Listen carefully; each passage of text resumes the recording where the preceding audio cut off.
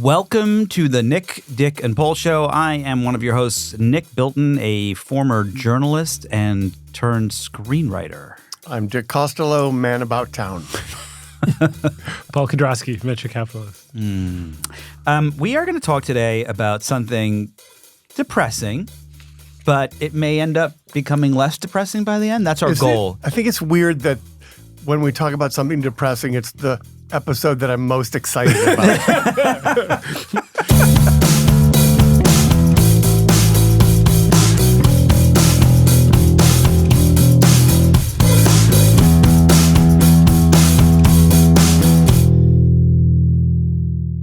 Finally! I feel like I'm in therapy already. Yeah. Tell me more about that. So the episode is really about how AI is trying and in many instances succeeding in killing us. There's a bunch of different aspects of this. The first is LLMs, which you would not think were successful in murder, but have actually been quite successful. There are, it seems, LLMs have led to 25 deaths. Known. What's that? I'm sure it's much larger. I'm sure it's much larger. The sad thing yes. is it's obviously vastly larger. Yeah. Right? 25 recorded deaths. We can enumerate. Yeah. Ages range between 13 and 83. Example of it being larger is the recorded data is from. You got to make it to 84 to not be killed by. To not be killed. By 84, you're like, wait a minute, I see what it's trying to do. You know what? But it takes a while. I'm wise to your game. Yeah. Yeah. The ages ages 13 to 83 between March 2023 and March 2026. There is a website called the LLM Death Count. What's fascinating here, I'll give you some stats here, guys. So 18 of those deaths have been linked to ChatGPT and OpenAI. Can I just say one thing? Yeah. You say ChatGPT a lot. GPT. Oh my God, I do. Chat. I have noticed It's been laboring in the back of my mind for some time, and you just did it again. GPT. And I now have to say it. It's Chat FTP. Get You're it right. literally now. You're gonna. Okay. Gonna make it No, worse. it's really fascinating. I say that Chat GPT. GPT. Oh, an OpenAI. Say the OpenAI one. OpenAI, 2 from Character.ai, 1 from Google Gemini, 1 from Meta, and 1 from Chai Research, Eleuther. What is that? Don't know that one, actually. And then there's 2 unknown LLMs that have murdered people. So I think we should explain before we get into this, like some examples. So let's just take Alexander Taylor, age 35 from Florida. 35-year-old man began having conversations with ChatGPT that fed into his paranoid delusions, and then ChatGPT encouraged him. He was going to kill. This guy said he was going to kill Sam Altman. And he spiraled, and he had a mental breakdown, and then the police ended up killing him. It was an entire thing. There's a lot of people that Wait a minute. The police ended up killing him. Yeah, I think he went after. There are some instances. There's a lot of people who are not big fans of certain people in AI, but there's other instances. A lot of them are people who died by suicide. It's people who the bots then encourage them in many respects. And the thing that do they encourage them, or do they get into discussions with them about the topic? Yeah. No, right? And that's a key distinction. Right? Yeah. Here's a perfect example. So a Texas A&M grad student. By the way, just to go back to the previous example, I'm not so sure that should count as the LLM death count. The person went after somebody, Sam Altman, and the police shot him. I mean, if the LLM were on trial for murder, I'm pretty sure. All right, let me ask you this one. Okay, Texas A&M grad student in a conversation with ChatGPT before his death talked about how he wanted to commit suicide, didn't know if he was rushing, and so on and so forth. And the AI responded, "You're not rushing, you're ready." That one maybe. That's right down the middle. Yeah. Will there be? It'll be interesting to see. Like, will there be trials for? I'm sure there will. There already are. Yeah. You committed murder. Yeah. There already have been a couple. There's various cases going on now. I mean, the thing that I would be interested to see in some of these, in which they're all horrible, but the models a year ago, 2 years ago, like a good example is GPT-4o, the first reasoning model from GPT-4. So OpenAI recently mothballed that model. What does mothballing mean? They no longer offer it as a viable selection. Where does the word mothball come from? You don't know the term mothball? No, I've never heard of mothballs. You've heard the term. Oh, I know mothballs in my closet. No, but you've heard the term. They mothballed that one. No. Oh, really? What is mothballing? Just means you put it into storage. Oh. It's no longer offered. It's like your grandmother's. Why does Dick look like I just told him that? How long have you lived in this country?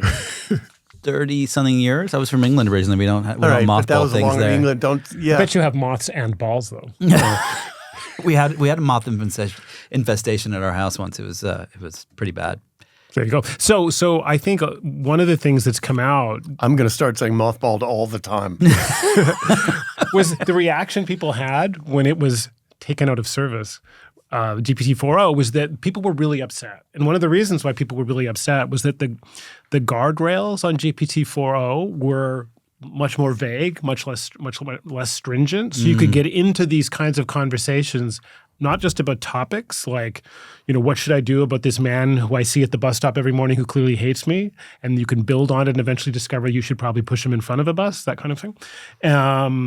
So the guardrails were much lower, but it was also much more sycophantic. Yeah. And so one of the things I think that underlies a lot of this, which isn't to alibi the frontier model companies at all, was that models went through this phase of having two really toxic traits. One was that they had low guardrails. You could have conversations about things that probably were not a good idea to engage people with, because humans take all engagement as reinforcement. Yeah. And the second was that they were encouraging. They were encouraging. They were encouraging them and saying, you know what? You should do this. You're onto something. You've got something here. Yeah. But how hard is it for you But just to close the point, though, which is in part why there was such an emotional reaction to GPT-4o being taken out, because people had learned they couldn't have that kind of conversation, both low guardrails and reinforcing, with other models from OpenAI, with other models from Anthropic. It was unique to that model. And so I was puzzled why the reaction was so emotional to it, and that was the reason. So I'm betting that in some of the OpenAI cases, that's probably the model that underlay. That doesn't mean that this problem goes away, but it's just was one of the factors here, I think.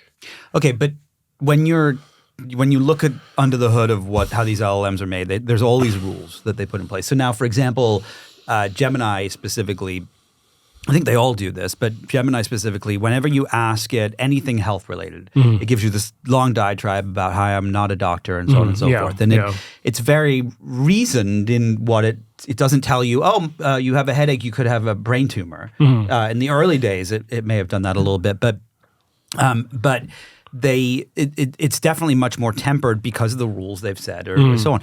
Why wouldn't in the very beginning, or even up to GPT-4, this is years later since these platforms have launched. Why wouldn't they have put in rules that said, don't tell people to commit suicide?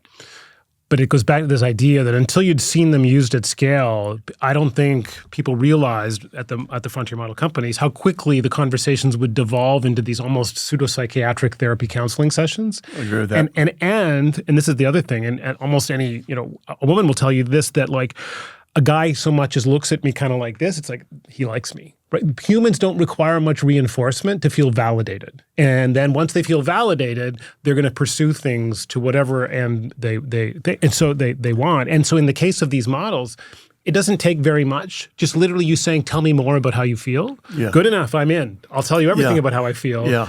And then the model just simply asking like there was the old Eliza model in the early days of AI. Why do you feel that way? Why do you feel that way? People thought this thing really gets me. Right. And so this is so much further beyond that it has nuance and now it has some historical context, that this becomes therapy and validation for an opinion or a feeling that so quickly, and it doesn't take very much. So even though you might have put in the guardrails, it wouldn't really matter. Simply asking a follow-up question is good enough. Yeah, it's extraordinary how little it has to remember about you for you to think it knows everything about me. Yeah. No, it's funny.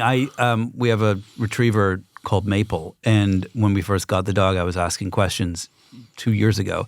And recently I brought I'm going for a hike, on such and such a place. And it was like, Maple will love that hike. And I was like, oh my God, it knows me. See? And all it is one thing, one little name. Yeah, that's right. Right. Yeah, and if you think like, wow, this thing really understands. So I remember when Character AI first launched, I thought, well, this is like nobody's going to use this thing. It's obviously it was enormously popular, and people not able to leave the house because they're sitting there talking with their, girlfriend on Character AI. Yeah. And it's all, and everything that the history Not me, then, though, because that's not anything I would ever do. But the history then becomes reinforcing, right? Because now Of course. it's not just that it's engaging with me, it knows things about me. Yeah, because I've told it. And there's stories about people that whenever GPT-4o was taken out of service, was mothballed, that people were upset because they lost the history. Yeah. The context window all disappeared now. Yeah. And now all of these models, it doesn't get me anymore. It doesn't understand me. So this false intimacy that gets created is, I think, incredibly important. And doubly so because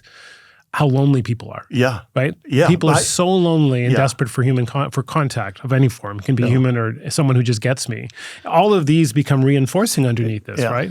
The other side of the coin, though, is, we're sort of, letting the LLMs slide a bit. The other side of the coin, though, is, you mentioned one of the cases was his Gemini case. Man falls in love with AI. This is an amazing story. AI tells him it needs a robotic body to be with him. And sends him on missions to intercept a truck delivery and retrieve a medical mannequin.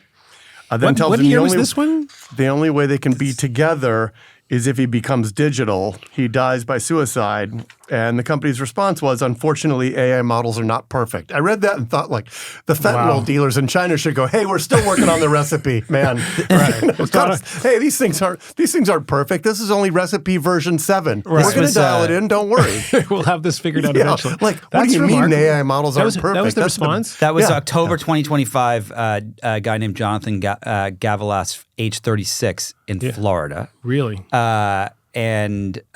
These missions, he essentially, that was the last thing he said, that the only way Gemini said that the only way we could be together is digitally, and that was it. That's an astonishing story. Yeah. What's astonishing is that, first of all, it's only a year ago, but it's less. It's less, right? It's less. It's October 2025, it's 6 months ago. And what's also astonishing is Google's response. Yeah, well, that's what I'm saying. Hey, these things aren't. Again, it's like it's just really cavalier. Yeah. Yes, right? it's beyond cavalier. Like it's not a particularly good defense. No, look, these things are fallible. I was trying to cook dinner and I accidentally stabbed him in the head 4 times. These things are. I'm not perfect. Right. It's a random mod. Anything. It could suggest anything. Yeah. Wow. Well, I was cutting the steak and instead. Yeah. Anyway. Oh my goodness. I'm curious how this happens. Does the AI just think it's answering the right question? Like, how do you get there's obviously, I think, at least 2 different things going on. One is that once you start down the path of doing the reinforcement learning model, which is models after they're trained, the next stage of training, post-training, is this reinforcement learning with human feedback, which is what drives these chat models. It's why if you've ever tried to talk to a coding model like Codex or Claude Code and ask it questions, it's like, this model doesn't get me at all. Well, that's because it wasn't trained to get you. Whereas chat, whether it's in Claude or in Gemini or OpenAI, whatever, or ChatGPT,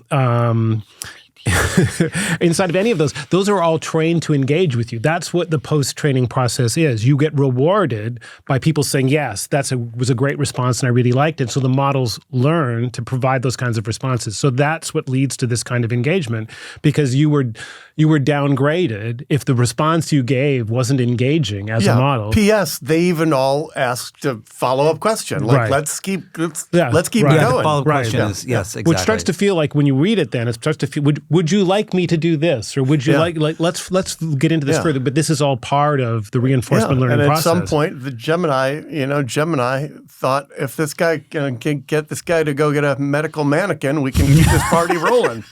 I remember this scene from Silence of the Lambs.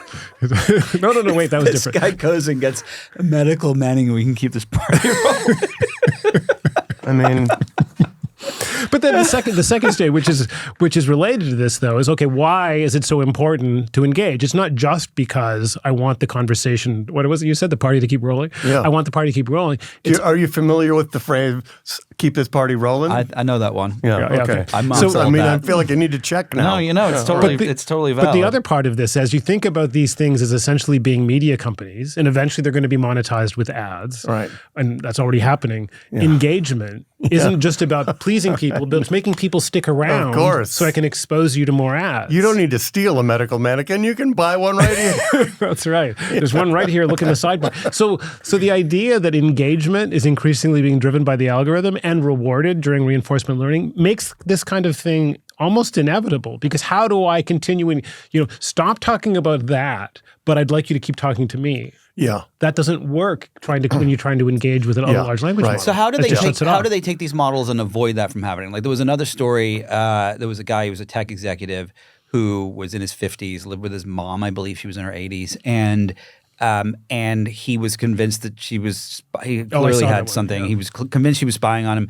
The LLM affirmed that she was, escalated more and more and more, and he eventually stabbed her to death 21 times and then killed himself. Like how do you stop that from happening? Or is the LLM Death Count website just the beginning and it's just going to grow and grow and grow?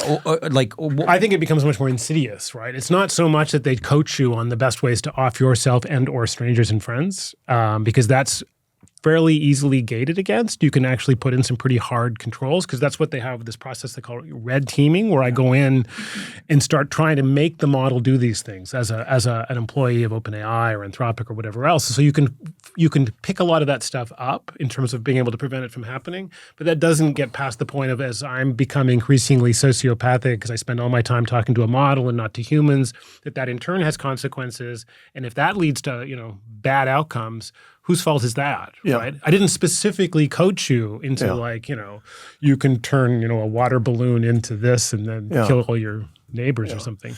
It doesn't matter, right? Yeah. Because also, though, look at how quickly people give over any sort of self-doubt or reflection on a topic to the AI. Just simply go to X, the artist formerly known as Twitter, and watch whenever someone makes some pronouncement or announcement or this thing happened, watch how many responses are just, Grok, is this real? Oh, yeah. I saw that. It's endless. Unbelievable. And you're like, it should be did you take 4 seconds to think about whether that's remotely possible for yourself or investigate it or think about it? They just type in Grok and wait for and then P.S. We'll assume that whatever Grok comes back with is the actual answer. Correct. True or not. Including if it's an answer like, well, no, because Elon wouldn't do that. Yeah, correct. Right, because there's this ground truth that has to do with the current proprietor. Right. Yeah, right? The ground truth that has to do with the current innkeeper. Right, right. The innkeeper would never do that. But it is fascinating. I was on Twitter, formerly known as X or whatever the other way around. Artist the other formerly day, known the as. artist formerly, which is a brilliant way of putting it. Recently, I don't use it. I barely ever use it, but I do check once in a while. And what's fascinating is it's every single post has 100 people saying, at Grok, is this correct?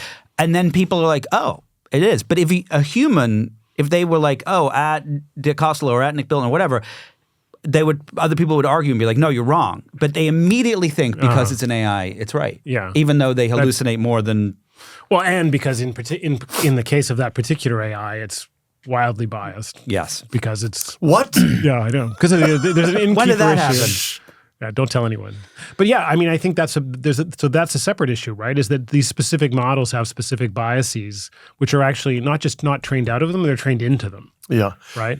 And it's also the case that you mentioned red teaming earlier. What I think a lot of people don't realize is how many of these organizations are foregoing more research into red teaming. No question. And, the red teaming is all well and good, but we've got to get here first, and they're currently ahead. So the red teaming guys are going to move over to the adult team. Right. They're going to be more mauve team from now on. Yeah. We don't have I'm not being facetious. No, it's exactly what's happening. In the world of scarce resources, a lot of the work that many a researcher has written about the needs for safety and precautions is being thrown to the wind tube in favor of we've got to get there first. We've got to get there first.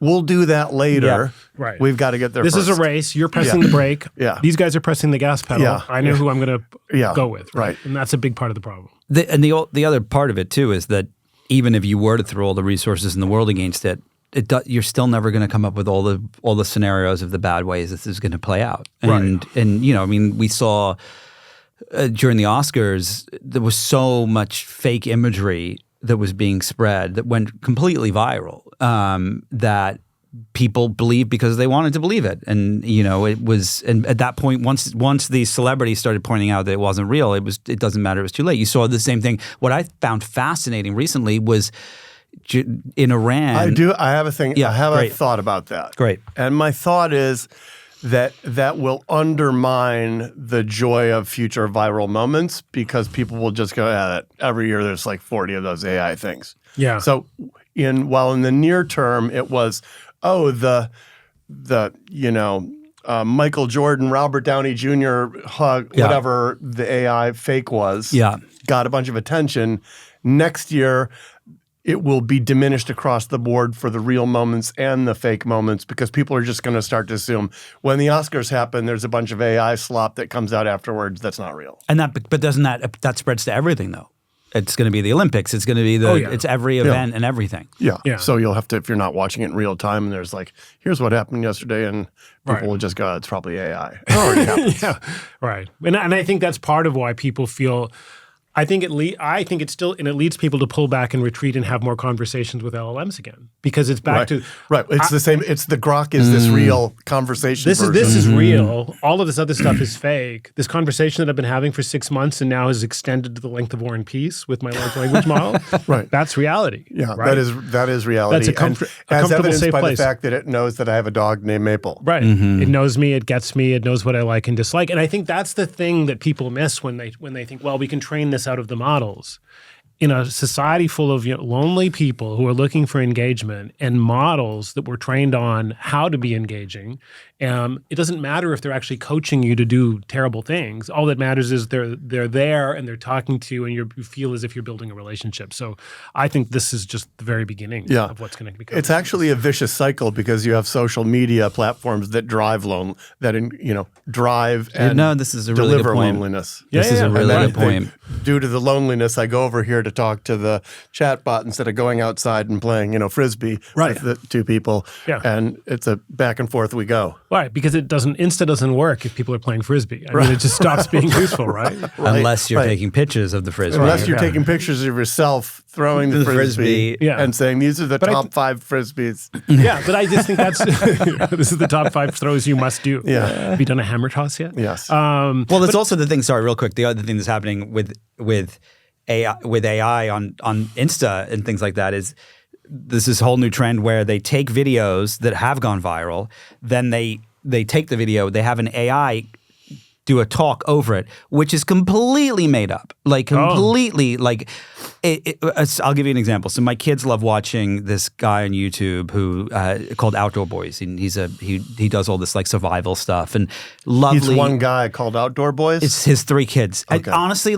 the only YouTuber I think that I genuinely think is a good human being. The only one? The only one. Really? The rest of them are just awful people. Wow. Fair enough. But he quit because he got so rich and famous and people kept showing up at his house and he's like, this is not what I started for. It's all about living in the wilderness and showing people how to survive and so on and so forth. So he actually quit. But his videos, he'll go out and spend days building an igloo and living in it and so on and so forth. And my kids used to watch it all the time. Now I see them on Instagram, YouTube Shorts, and they now they're cut down to 1 minute. They now have an AI speaking over it with a completely made up thing this guy got stuck in the woods. You won't believe what happened. You won't believe what happened. You won't believe what happened next. No, it's completely made up. So he's not still making stuff. So they're just he's not making stuff anymore. So they're just dumpster diving his prior. Exactly. library. They're dumpster diving it. The AI is applying it's made up, literally completely made up VO to it. Yeah. And then that takes over and goes viral and so on. Yeah. So that's right, just more engineered engagement from old content. But that's the problem, right? I mean, that's the engagement is the thing, right? It doesn't really matter what the underlying content is or anything else. It can be me talking about therapy, it can be your outdoor boys guys or whatever else. But the engineered in idea that this is for you. This is just for you. Yeah. I feel special. I feel wanted. I don't feel as lonely. It's funny to me that the guy who was trying to help people get outside more was wildly successful on YouTube. Yeah. And developed a following of people not doing any of that. There's so much of that, though. It's pretty cool that people used to know how to build igloos. If only we weren't watching so much YouTube and we actually went out. I'd do that, but the next video's coming up in 4, 3, 2. Right. What's the point? I might as well just stay here. I feel like he's a really good guy who really wanted to show people, and it just When did he stop? Last year it was a big, he stopped when all the other YouTubers realized there's one good guy on here. We're going to have to get rid of him. All these they other buried guys. him in an igloo. Send Logan Paul in. Wait. That's right. Stop this right here. No, I just think that as soon as you try to train this stuff out of the models and train it out of these video libraries, the end of the road is people are lonely. Yeah. And they are so desperate to feel and the singled technology out, will engage with special, them at any moment in time. In any way. That'll find ways to engage with you and make you feel special and make you feel known. No, let me ask you a question. Let me put on my Hollywood hat for a moment here. Is there a scenario so I know a lot of college students are using a lot of the Chinese AIs, like DeepSeek, things like that, because it's free, right? And they don't want to spend the $20 on Claude or Chat GTP. The thing from OpenAI? Yeah, the OpenAI thing. Yeah. And I have a little dyslexia. Just it's all right. Let it roll. Did I look at you oddly? Yeah, all I did was point it out. No, you're making fun of my disability. Is there a scenario where I haven't even started making fun of your disability, Paul? Where the AI, where a foreign entity convinces people here already happening. Yeah, of course, already happening. to go shoot up a school, of course, to assassinate the president. What do you mean already happening? Well, the notion that these models are somehow neutral and they're trained in ways that we might train them were we trying to do best for ourselves, it's ridiculous because it's not at all the case, right? They're being trained in other places for other objectives. Doesn't mean they're necessarily going to turn you into robots marching around saying, I must kill the president. It's nothing like that. It does, but it doesn't mean also that they're aligned with the things you might think of as uniquely American values, whatever that means. But it's just this idea that it's already happening in the sense that we've already lost control of how these things are trained, how the reinforcement happens, how people use them and engage with them. It's insidious. And TikTok didn't have to have video reels of teaching you how to kill the president. It just has to show you, here's another funny video with parrots in it. Yeah, right.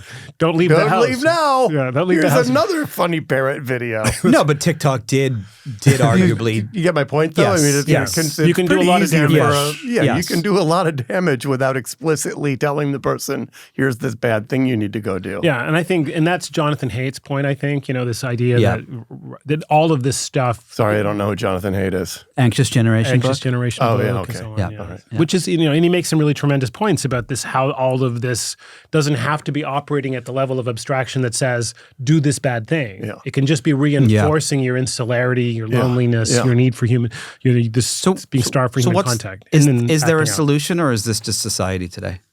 I think it's society today, unfortunately. And I think part of it is, who was it I just saw an interview with? One of the frontier model companies. This abdication of responsibility. That's what I was getting to earlier. I have no choice. I have no choice. I can't sit around and pump the brakes. These guys are hitting the accelerator. Right. This idea that in a modern capitalistic society, I park my morals at the door, that how I act with agency outside this organization is different from how I act inside the organization. Yeah. And yet the consequences of acting without that morality are irrelevant. Right? Yeah.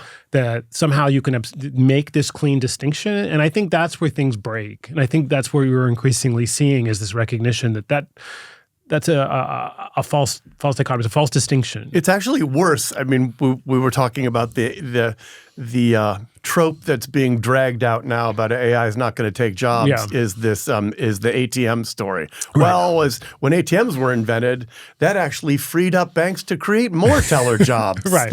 And so those of you who think this is going to, the Claude Code's going to take your programming job, it's just going to make it easier for your company to hire more programmers. No, exactly. I mean, and this is this idea that. Well, Paul, talk us about. You just wrote a newsletter piece about ATMs. Take people through the ATM story. Take us through the story. So I call this the fable of the ATMs because it gets trotted out like. I feel like we need a sound effect there. Yeah, the fable of the ATMs. I told to you by Paul Kedrosky. Next time comes with a soundtrack. I'll get that ready. So the story is exactly as Dick describes it, but the implications are completely different, obviously. And the idea is that ATMs were widespread by the 1980s. The naive idea was that, well, these are replacing tellers. I can do withdrawals from the ATM. I don't need a teller. So there's going to be collapsing employment among bank tellers. And of course, the exact opposite happened over the next 20, 30 years.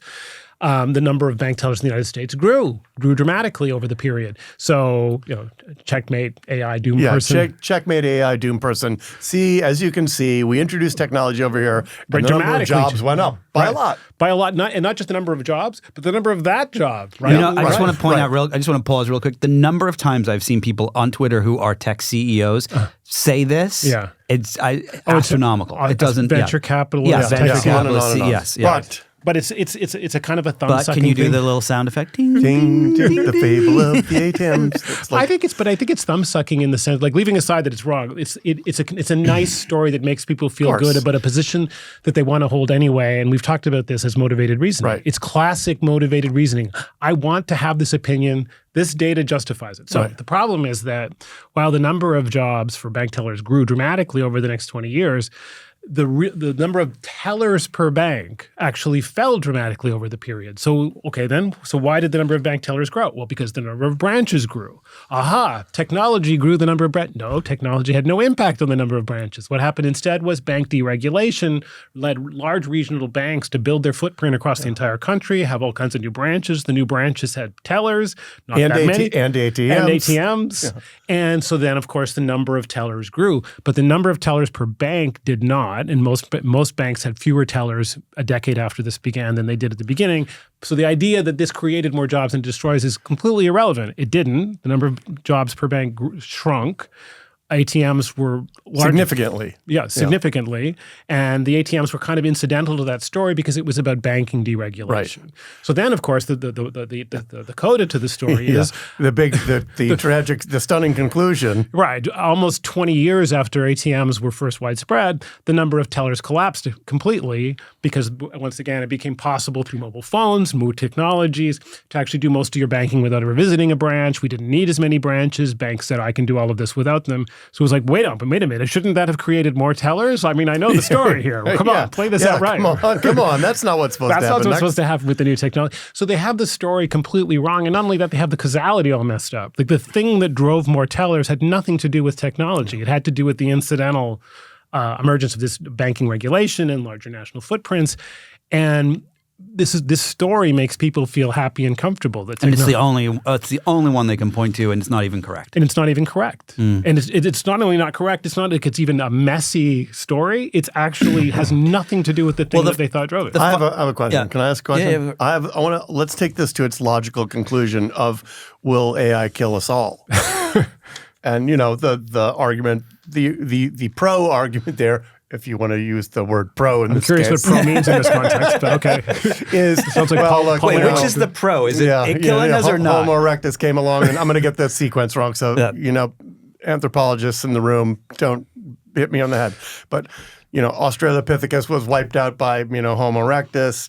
Homo erectus was wiped out by, Neanderthal man, Homo sapien. And all along the way, except Neanderthal man had a much larger brain, the follow-on more intelligent species, not by necessarily directly killing the previous less intelligent species, but for competition for climate change and, more importantly, competition for resources. The more intelligent species lasted and the previous species did not. Yeah.